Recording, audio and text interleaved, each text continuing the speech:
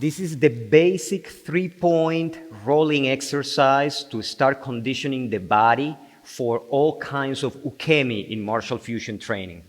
So we want to be seated in a neutral, flexible, and circular center position. My knees are bent, my arms are in a circular shape, but I want to have my palms on the edge of my feet ready to make contact with the ground as I let my body go on one side, releasing the air to follow that circular motion that is going to bring me back up.